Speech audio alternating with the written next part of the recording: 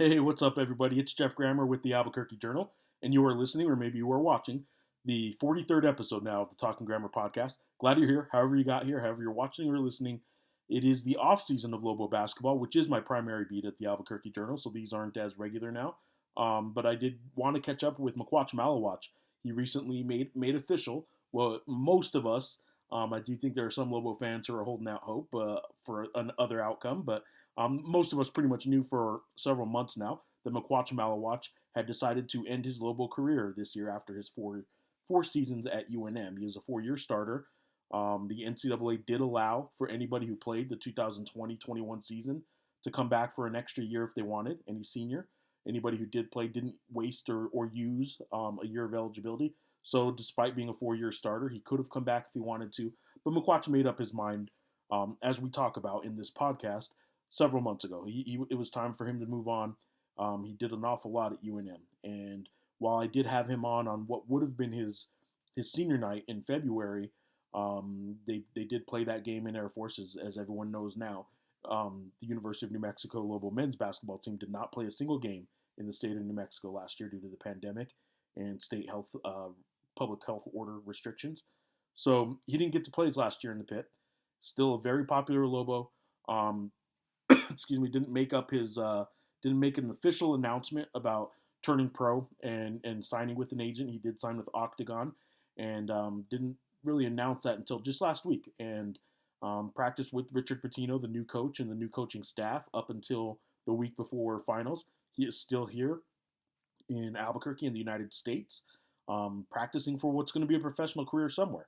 He doesn't know exactly where yet. He is open to all kinds of possibilities. He is very hopeful, obviously, to get the best deal, just like anybody would be, the best deal possible. And I had a good talk with him. I listed to him some of I came up with a list of the 5 best memories of covering Makuach Maluach that I had. He is a guy. He's one of the rare guys that I got to cover for 4 years at UNM. Frankly, that doesn't happen in college basketball nearly as much as it used to, be it through junior college transfers, Division One to 2 Division One transfers, or what have you. Players just aren't sticking around, starting and finishing a career at any Division One college basketball team anymore. So what he did was pretty rare. At UNM, the last one to do it, start and finish and play for 4 years at UNM was Dane Kuiper. 2019 season, 2018-19 season would have been his senior year. He was on that team with Anthony Mathis, who did spend 4 years at UNM, but was granted an extra year of eligibility that UNM helped get him, and then he transferred to Oregon as a graduate transfer. So while he was here 4 years, he also completed his career at the University of Oregon. Makuach Maluach's first year at UNM, Joe Furstinger and Sam Logwood, I guess, would have been the other 2 that were 4 years, start and finish at UNM kind of players. So doesn't happen that often anymore, and it's not a UNM thing. It's everywhere, and that's okay. Transferring is, gives the players some flexibility, and in a lot of cases, it's a good thing. For Makuach Maluach, he stuck it out for 4 years at UNM, and they weren't easy years. He was not the primary target of media attention or opposing scouting reports or anything for the first 3 years. But this last year, and one of my favorite memories of covering Makuach Maluach will be how he handled being the face of a program that went through everything it went through. Wasn't a very good team. Won 6 games. Coaching change as a result, and he handled all of it with a lot of class. Certainly could have complained a lot more than he did. Certainly could have maybe turned down some more media interviews if he wanted to, but he didn't. He handled it all very well, and I admire him for that. I also talked to him about getting his degree. He said of all the accomplishments he had at UNM, the biggest accomplishment was when he got to call his mom and tell her that he was getting a college degree. So business administration, by the way, is what he has his degree in. So conversation with Makuach Maluach coming up right here. Hope you enjoy it. Hope to have a few of these throughout the summer, even though it is the off season. We got a whole lot of new Lobo basketball players that I got to get to know, that I hope you guys that follow along for the Lobo basketball coverage, hopefully I can help you guys get to know them. Hopefully we'll have a lot of those players and the new coaching staff on a regular basis over the next coming months, even though it is the off season. I will do one ask, and that's however you listened here, or however you're watching. Rate, review, subscribe if you can to this podcast. Let us know how we're doing. Subscribe to the Albuquerque Journal if you can. abqjournal.com/subscribe. Helping local journalism helps us do things like this. National media is not going to be covering every college across the country. So if you still want college basketball coverage, if you still want high school coverage in your local sports, that's when local media and local journalism comes into play at its best. So hopefully you guys enjoy this. And if you do, maybe you can rate, subscribe, let us know how we're doing on social media. I'm at Jeff Grammer on Twitter, or you can email me anytime you want and just let me know what you think. Let me know about some future episode ideas you may have. And again, here's a conversation I had with Makuach Maluach. Hope you enjoy it.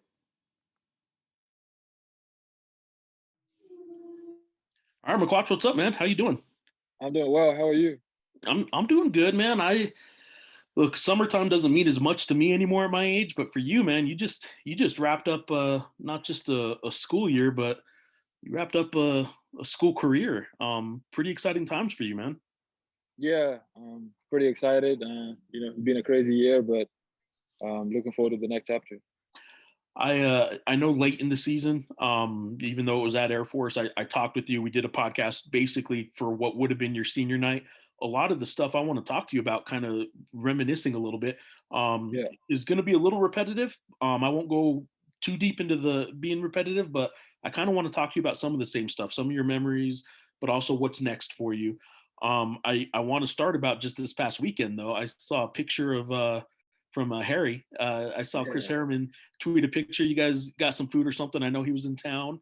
Um, yeah, what did you guys talk about, man? I know you guys are still close. yeah.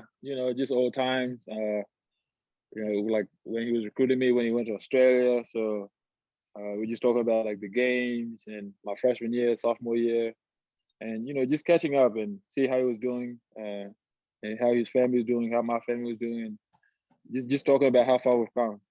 Was that Frontier I saw you guys at? Yeah, we were at Frontier. All right. That's old times. What I was gonna say? What's the go-to at Frontier for you? I just get an omelet. I'm not a picky guy like that, so I just get whatever. How many times are you at the Frontier in your past 4 years at UNM though? Um, my freshman and sophomore year, I was there a lot, but like junior and senior year, I haven't been there a lot. So it was good to go back because it definitely brings back old memories. I'll bet, man. Well, let me ask, kind of follow up to that. Then, you are leaving New Mexico.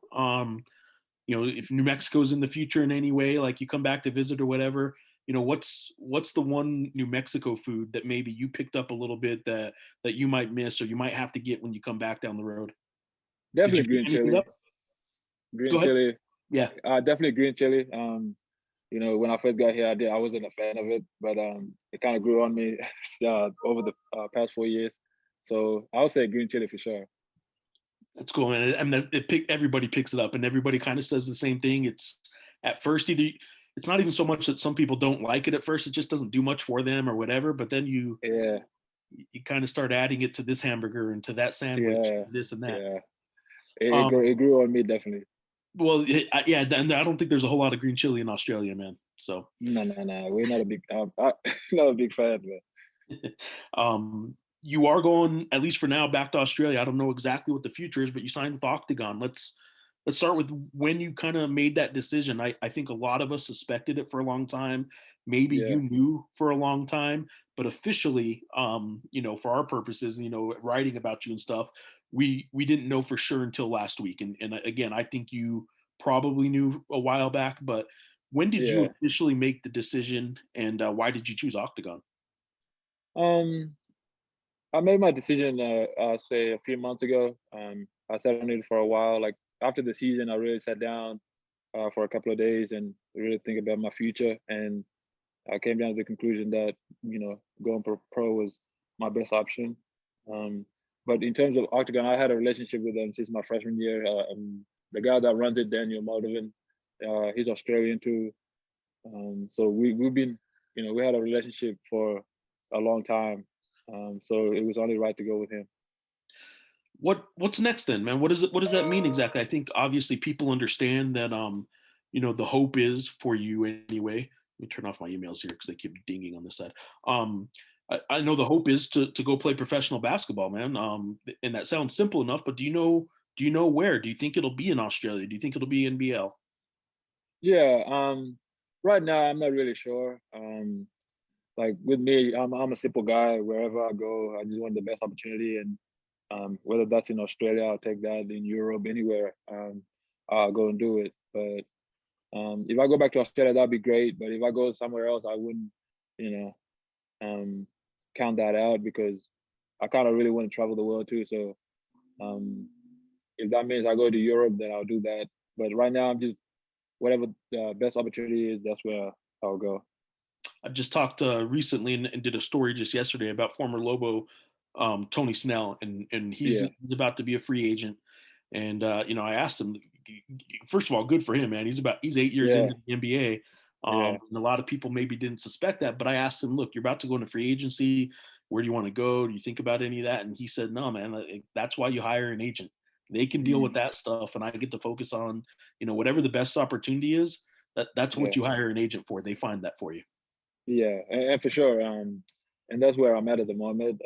I'm not gonna stress too much about it. Where I'm not the guy to be like, oh, I really want to go here. I want obviously, NBA is my dream, and I'm gonna work. But I understand that there are different ways and different paths to get there. So, um, if I go straight from, if I get opportunity in the NBA straight away, great. If not, I understand as long as I put my work in and um, you know, control what I can control, I'll get there eventually.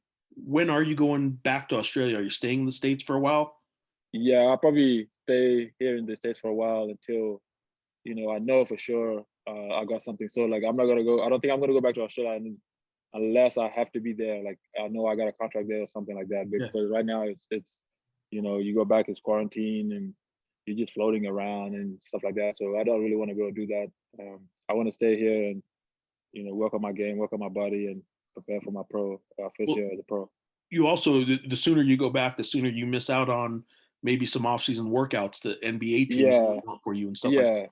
yeah, yeah. And that's a that's a factor in that too. I don't want to go back and 2 weeks later it's like, oh, we would like you to come work out for us, and then have to fly all the way back. So I'm gonna stay here because obviously everything is here. So he's gonna stay here and work out and if I know for sure I got a contract in Australia at the end of like July or whenever that may be, then I'll go back for sure. You talk about staying here and working out, and that's sort of what the next step is just a lot of working out. You for the past couple months have been able to work out with the new coach, and you've been able to do um, get to know the new coaching staff a little bit. And, and, Yeah, and I know you played for 4 years for one coach, and then you practiced a couple months with the new coach who you won't be playing for. A yeah. unique situation, but was it ever awkward or anything like that? Did it go well? No, yeah, it wasn't awkward. First of all, I want to thank Coach Pitino for allowing me to work out and with the team and do everything like normal. There was not one point where he was like, because I told him at the beginning, like straight away, I don't intend on coming back, and he was like, that is totally fine. If you keep want to come, he said the guys love you, so if you want to come and work out with them every day, you can do that. And so I want to thank you for that, for allowing me to do that. The new coaching staff is really good. But it wasn't awkward at all. I work out and they respect my space and I respected their space. So I appreciate that. What's I mean, I guess you probably were in a different scenario where you're not evaluating them necessarily about what the future is going to be like playing for them. But Yeah, what do you think of the new coaching staff and the energy they bring? It's not necessarily asking you to compare staffs or anything, but the new yeah, staff is what people want to know about. Or what do you think about them? yeah. I think they're gonna do great. Patino is really passionate. He brings a lot of energy, and I think the program is in good hands. He's gonna do his best, and like you can see by his recruiting, he's bringing a lot of guys, and he wants to win straight away. So um, I wish him all the best. But he's a passionate guy. He's really committed, and you know, that nothing you can ask me more. Let me ask you about some of those returning guys that were in these practices with you. On the one hand, look, you know as well as anybody what this past season was like. There weren't a lot of Yeah, wins. On the other hand, some of these guys that were still there practicing with you that are the returning players came in pretty highly touted and stuff like that. It didn't work out yeah, this past year, but I think some people here that follow Lobo basketball are maybe sleeping on the guys who are coming back a little bit. yeah, There's a couple guys that I think are still going to be very much factors yeah. in next year's team. Who are those guys? Um, yeah. a lot of guys like Jeremiah. I don't think Jeremiah. People just like they judge on like what they see, and fairly so. But Jeremiah really, he's a great basketball player, and I think this year coming up, he has a burden to carry this year, and I think he's gonna do well. Emmanuel as well. I think Rod, I was going to say Jeremiah's best 3 games were the last 3 of the season, I thought. yeah, And when I did go see you guys practice that one time in April, you know, somebody there mentioned to me like he's been looking really good in practice. he's good, man. He's really good. I think people are so quick to judge sometimes, and they don't give someone an opportunity to really show what they can do. Um, and this year has been really tough. I mean, playing on the road the whole time, and people criticizing and whatnot. And I just think that people didn't give him opportunity. Just stick with him and see what he can do. Like I'm speaking about the fans and stuff like that. Yeah. Not yet. So I think he has a lot to prove, and I'm confident that he will do so. And other people like Valdir, Emmanuel, Rod, Saquon too, like the whole Javante. The coaching staff got good guys, man. These guys love to work and they put in the work and they understand. They're mature guys. They understand they didn't have a great season. We didn't have a great season, but you know, you can't dwell on the past. And I think if they just continue to work and go to the gym and stay committed and just put in the time, man, they'll be fine. I think the fans are really going to be surprised by a lot of these guys coming to the season. Do you think you will follow Lobo basketball? I know to some extent you will because you were Lobo, but I don't know Come how on, much you man. follow other teams. Come on, man. Always Lobo, like Lobo for life. I'm gonna be tuned in. The program has done so much for me, so I'm not just gonna leave and then throw everything out of the window. Lobo basketball is like done so much for my life, and I'm gonna be watching and following and rooting all the way. All right, I'm going to ask you about two former Lobos that I don't think a lot of people think of when they talk about like former Lobos and all that. And it's Andrew Lippin and Vladimir Pinchuk. Yeah, The 3 of you were roommates, right? yeah, um, yeah, for sure. Those guys, even though Vlad is in San Diego, he still watches our games. He follows everything that's going on with the Lobo world. So, um, Lip is a legend. I love him. Uh, he follows Lobo basketball just as much as anybody. So, Yeah. once you come to to be a part of the Lobo family, man, it sticks with you forever. So those guys are looking in from afar, and when we have success, they're the first people to text us and say congratulations, well done, and stuff like that. So it's great, man, because it's like the guys have been here like my freshman year and sophomore, like over the past 4 years, they like every time we have success, they text us, and when we don't have success, they text us saying just keep going, everyone's behind you guys, and it's great to see. I'm going to ask you here in a little bit. I actually came up with a list of my own sort of five Makuach Maluach memories that I'm going to have just from covering you. I'll go through Yeah, those in a second, but there was one thing that this is kind of touches on one of them actually. You 2 weeks ago now were the guest speaker, the I don't know what title it was, but for the UNM athletes at the yeah. Stoll ceremony, and I had to look up what Stoll is. I guess that's I don't know, that's the NMSU Aggie graduate here. I didn't even know what that meant. But the Stoll ceremony is the little the Yeah, hang thing that they put over you. You guys have that for athletes every year, and you were the chosen speaker for this year's group of senior UNM student athletes at your guys' kind of graduation ceremony. And yeah. what did you think of when you first got chosen for that? And did you want to give the speech? Yeah, honestly, it came out of the blue for me. I was sitting and I got a call from Dada, and she's like, "I got good news for you," and I got bad news. And I was like, "What's the good news?" She's like, "Good news is you'll be graduating, you're passing all your class. The bad news is you're gonna be speaking." I was like, I was like, "Wow." She said they chose me to speak, and I couldn't pass up on it. For me, I'm just proud to be a Lobo man, and when they picked me, I was honored and very happy to do it. So I wrote my speech and I went out there and gave it. So and it was a great night. You guys, I mean, you are graduating business administration, is that right? Yeah. Down the road, what do you want to do with that? I'm not sure yet, to be honest with you.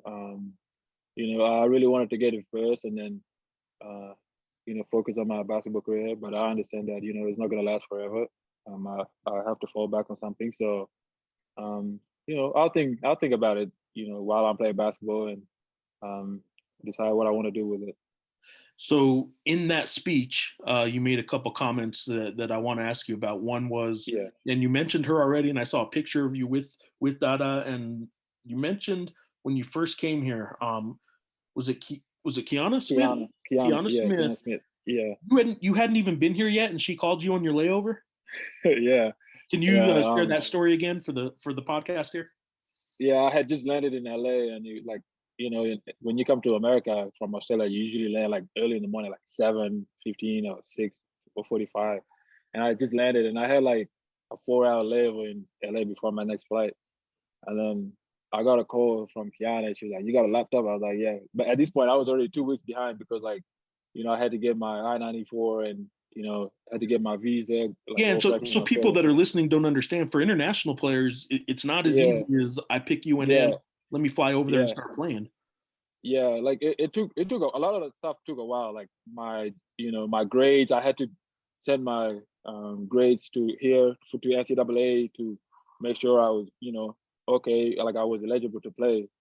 So like it took a while. It took me like 3 months to get everything together, and at that point I was already behind. And I when I landed in LA, I was 2 weeks behind already, and I was missing assignments and stuff like that.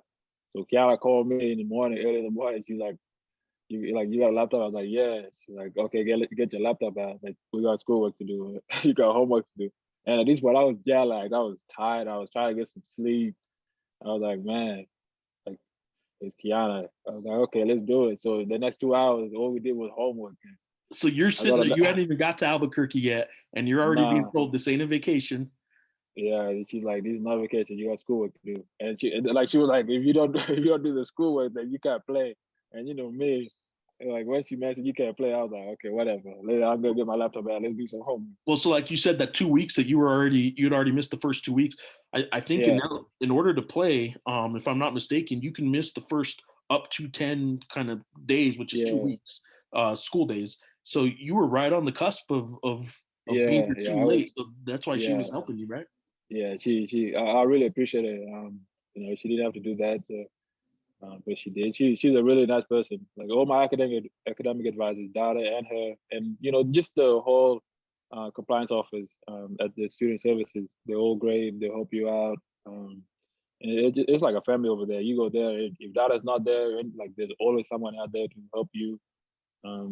It's just like it's a really cool like environment. Like sometimes I just go there just to chat with people and see how they're going, and they're always happy to chat and help you out. So I really appreciate it. Well, I was gonna say, and I'll wrap this part of it up with this. Yeah, You're talking glowingly about them. They're nice. You chat with them, but if you get out of line, I have a feeling that they get you in line yeah, pretty quick, don't they? yeah, yeah.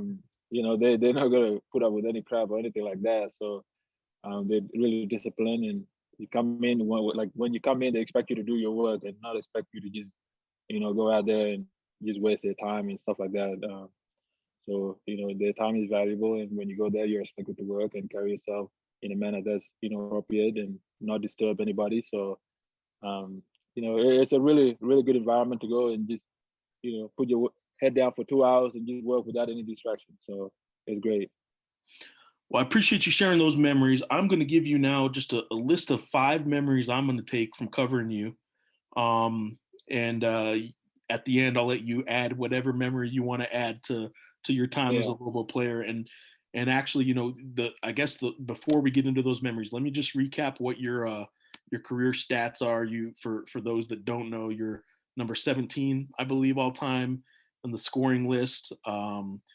Through 4 years, have it all right here. Let's see. Through 4 years, you started 97 games. You played in 121, scored 1,308 points, 479 rebounds. Those are numbers that I don't know if anybody 4 years ago would have predicted that one recruit out of Australia that nobody really knew much about. I don't think yeah. anybody would have predicted you were going to get there. Would you have predicted these numbers? Not at all. And to be honest with you, a lot of credit goes to Paul, Brandon Mason, Chris Harriman, and Jerome Robertson, and the whole coaching staff and the coaches I had my freshman year, like David Coyote, those guys, like it goes all like the video coordinators, like basketball operators, like Ryan Berryman, like everybody. Those guys so humble, and as long as you put in the work, man, they'll reward you. So I just want to thank those guys, but I've never envisioned like me being at this moment. When I was high school graduate in 2016. So I definitely can say I came a long way, but a lot of credit goes to those guys for believing in me. Here's my list, man. Number 5, and I ranked them. I mean, if I put more time into this, I might have rearranged some of these, but my number 5 memory of you that from covering you was actually that senior speech we just talked about, because that was enjoyable, man. I didn't think that was you, man. I didn't think giving a speech was something you liked, and I don't know that you did like it, but you did it, man. Yeah, I went to a private school, high school, so I had to, give a lot of speeches, and I got a lot of practice. So, I know people like wouldn't expect me to be like, a public speaker or anything like that, but the school I went to really did a great job. You practice, and they put me in a great position. Well, here's the memory I'm going to take from that is you talked about all those numbers I just rattled off, and I'll have some more specific basketball memories, but you said none of that was the achievement you're going to take away from that. You said that's the greatest achievement of your 4 years at UNM was being able to call your mom and tell her you graduated. Yeah, man. My mom is a catalyst for everything. That's all the things I've achieved in my life is because of my mom. So, her support, endless love. I can't thank her enough because, like last year, 4 years ago, I took a leap of faith to come here. Like I didn't know anybody. I only knew Chris Harriman, but she was confident. She was like, sometimes you gotta do things you're uncomfortable with to really achieve what you want. So she's been supportive. My whole family's been supportive of me my 4 years here, and it definitely changed my life being at UNM. And real quick, was there an official kind of call when you knew finally I did graduate that you did call her and say it's official? Yeah, I passed. Yeah. I talked to her, and she was really proud. But like once I go home, then it will really sink in. But right now, like she just called me. Totally a mama's boy, aren't you? You're a mama's boy still. Yeah, man. My mom's my world, man. That's awesome, man. Yeah. All right, man. I'll move on. My number 4 memory came from your freshman. A couple of these came from your freshman year. December 16th, you guys lose a game to Arizona. You guys lose by 16, I think it was. I wrote down the score here. Where did I write it down? You guys lose to Arizona in the pit, 89-73. And it wasn't one of your best games ever. It wasn't a bad game, but it was 5 points, 2 rebounds, 2 assists. You guys actually fell to 3-8, so it wasn't like things were rolling really well. Yeah. Makuach Maluach gets the ball in the perimeter, and DeAndre Ayton comes out to defend him. And you blow by DeAndre Ayton, future top pick of the NBA, who's played in the playoff game yesterday. You blow by him and you dunk. And that memory is one that, I can't imagine too many Lobo fans at the time expected to happen. And I don't know how many people remember it, but man, I remember it, and I'm guessing you remember it too. Yeah, I remember that very vividly. So it was a great moment. Just having a chance to play them, man. That's I was grateful just to be on the floor. I think that was my second start of my career because at that point, because my first start was New Mexico State that year. I think, if I'm not mistaken. I got your list right here, but what I remember of that game too was that was you only took 1 2-pointer. Like you only actually attempted 1 2-point shot. Everything else was out on the perimeter that game, but that was the one you attempted, and it was because he came out pretty deep to defend you. Yeah, it was a great moment. I just had the ball, and I just had a little gap and I blew by and got a layup. So, but that was a top moment for me because all my friends back home watched that game, and everyone was like, "Oh my God, you did this, you did that." Well, see, I'm remembering it as a dunk. Was it just a layup? Am I building it up? It might have been a layup. I think it was a reverse layup. Yeah, you're right. Okay, now I do remember. Up and under. Yeah. Yeah, I do remember that now. It was an up and unders, reverse layup, and see what happens with these memories, man. Like in about 3 or 4 years, there's gonna be Lobo fans thinking you went for 40 that game and like you had eight Yeah, dunks. So like just playing in that game was was big for me because playing sound like a team like Arizona, you have to it shows you like, okay, where's your game, like your confidence level and stuff like that. So that game was a big game for us, and I was glad I was a part of it. well, speaking of big games, my number three memory is you being a part of that Nevada game in your sophomore year, and they come in ranked Yeah. number six, I think it was. You had 14.6 rebounds. What do you remember from that game against Nevada? Um, I remember we were hitting a bunch of threes, and Paul was like every time we hit a three towards like the second half, we started celebrating it. Paul was not having any of it. So, but I remember at the end, like the crowd rushing the floor. That was a special moment. Um, you know, like and the uniform as well. I love those. I never see those uniforms like after that again, and I really I love think them. I that's really, yeah. I don't remember you guys running those yellow kind yeah, of state flag themed jerseys. Again, I don't think you yeah, have. yeah. I don't know, and I really wanted that jersey, but I never seen them again. But that game was the crowd, just the way we played. We played zone the whole game. I remember too, if I'm not mistaken, and it like I think that's definitely a top moment, and the crowd rushing the floor at the end was special. And that was the pit experience, though, right? And Yeah, I that don't was think guys that's last the year didn't get to ultimate. experience that.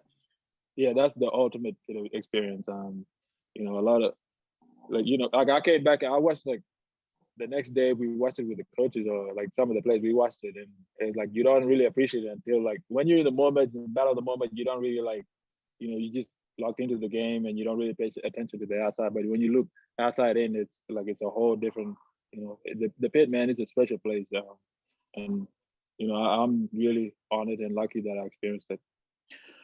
All right, so now my number two memory of you is kind of a a big. It's not one game and not one memory Yeah, specifically, but it was just your senior season. You were for the first time the guy on the team. You were the guy everyone looked to, and in what was a horrible year off the court in terms of how you guys had to play, what you had to yeah, do just to play, and then the results on the court were bad, and you know that yeah, they were bad. yeah, Do all that, like you handled it better than I think a lot of people would have handled it. You never complained on on camera at least or yeah, to yeah, reporters. I mean, whatever you yeah, had to do complaint wise or just anger and frustration wise, you did it, off camera, I yeah, guess. And you did it away yeah. from people. And I'm gonna remember that, man. You handled what was an awful season pretty well. Yeah, I mean, it was hard, man. You know, but it really like it built my character in a way because like I could have easily just complain every day and say like, man, like why me and why this and why that and blame people for it. But you gotta look. Sometimes you gotta look at yourself as a man and look, you know, look forward to the future because like it builds character, like I said, and um, it might not be the worst thing because like in the future, you like right now, like even my decision, like I'm going to a world like I don't know anything, like I don't know anybody, so I might go and play somewhere like Lord knows where, and but you gotta be a grown up about it, and you gotta be mature enough to be like just accept it and go through it because like at the end of the day, you know, um, it builds you up for the bigger things in the future. I'll say this too, and while you were still an athlete, a college athlete, student athlete, if this past year didn't kind of explain the harsh reality sometimes of how this is a Yeah, business, sometimes like you going off to play pro in some country you've never been to now, like yeah, you're probably as ready for it as you can be because of what you guys went through this past year. yeah, yeah, exactly. It was rough, but like I gotta commend the guys, man, like my teammates, like and the coaching staff. It was not easy, but I love the way we handled it, and like we had guys like our coaching staff, they have families and stuff like that, and sometimes they wouldn't see them for a long time. Like, I know that that's probably really hard, and um, but I'm really proud of the way they handled it. Like they didn't whine, they didn't complain. Like we went to practice every day to work. Like we didn't feel sorry for ourselves, and like even though a lot of people, like we didn't win a lot of games, and the fans were, not happy for all the right reasons. We just kept our head down, and there's no one day we were like, man, we're on a losing streak. Let's cancel practice today. Like, oh, well, let's not practice hard today. Like, Paul really emphasized that, sometimes things are not going to go your way. Yeah, you're going to just go home and sleep, and next day you wake up, you're like, man, it's too hard. I'm going to give up. But, or get up and say, like, no matter what, I'm going to give it 100%. And that's what he did, man. Like, Paul, his mental toughness really got us through that time. And like, I commend him for that. My number one memory, freshman year again, and you'd already been a starter. It looks like about 10, maybe a dozen times at this point. So you were a regular starter. But February 25th in the pit, and you guys are down 90 to 88 with about, I can't remember if it's about 11 seconds or maybe it's like 17. It's the final 20 seconds anyway. And you hit a go-ahead three-pointer that ends up being the game winner essentially. And you had 13 points that game. You hit a couple threes. And we have a picture, the journal had a picture of you laying on the court afterwards. You had your hands up on your head, you're laying on the court. And not only that memory, but also the memory of Joe Furstinger coming in the media room after that game. And again, I know I talked about this on the last podcast, but Joe comes in and said nothing else to me other than he walked right up to me and said, Makuach Maluach is the Mountain West Freshman of the Year. And you played that game against Brandon McCoy, who did win it that year. But Joe Furstinger wanted nothing more than to influence my vote and influence the whole league to make sure they voted for you. And that was when I realized, like, even though you had started a dozen games, like, all right, this freshman's going to be here for a while. This guy's a Lobo now because even the teammates are going to bat for him. Yeah, and that's a good thing about Joe. He'll have your back no matter what, and I talk to him all the time. He's a really good dude. Just my whole, like, the older guys I met during my 4 years, they're really nice guys. We all respect each other, and like we still talk to this day. But Joe, he's that guy, man. Like I'd rather go to war with him than anybody. So he'll have your back no matter what. And people like Tone, Dane, Vlad too, like just Sam, Troy, Jakai. My freshman year, like Antono's my guy, and Chris McNeil as well. Like that team was special, man. Like even the walk-ons we had, Mike Mondragon and Deshaun. So like and everyone just had each other's back. Yeah, we started 3-8. Yeah, we started horrible, and also like Joe being the leader at that time, and Sam, they just came in every day and worked, and they're like, man, everything's gonna turn around, and sure enough, it did. Because the way we played, we knew we were gonna have success. Like we played so hard, and everyone was so committed. We didn't care who scored. We just, it was all about winning. And Joe was a huge catalyst for that team. He carried all of us, and he was like, he was the senior of that team, and he was the leader of the team, and he did a great job of letting everyone know that do not lose focus because there's great things ahead. All right, man. Well, those are some of my memories. Anything I left off that you want to share that is I'm going to remember this moment that maybe nobody else kind of would think about? Yeah, I'll probably say my freshman year at UNLV when Tony hit back-to-back threes to win. Yep. He banked in a three, and he hit a three to win. That moment is special, and it stick with me for forever. And I'll say I have not beaten New Mexico State a lot, so I'll say sweeping them last year. That was a big moment for me because I didn't want to go out, man, like not beating them because like that's a big rival, and that's a game where the whole state is watching. And you guys didn't play the Aggies this year because of the pandemic and all that stuff. So you're leaving Lobo land as on a 2-game win streak against New Mexico State. Yeah. I'm happy for that, man. I was 0-4, and I was not happy. I was not a happy person. So I'm glad we won. I was looking forward to playing them this year, but unfortunately, it is what it is. But I'm just glad I went out on a winning note. Man, I appreciate covering you the past 4 years and your attitude with all that and stuff in the post game pressers and all that. Win or lose, like you were always good, man. I appreciate it, and seriously, man, wish you the best of luck in whatever comes up and whatever ends up being next for you, man. I appreciate you. Thank you. Thank you so much, man.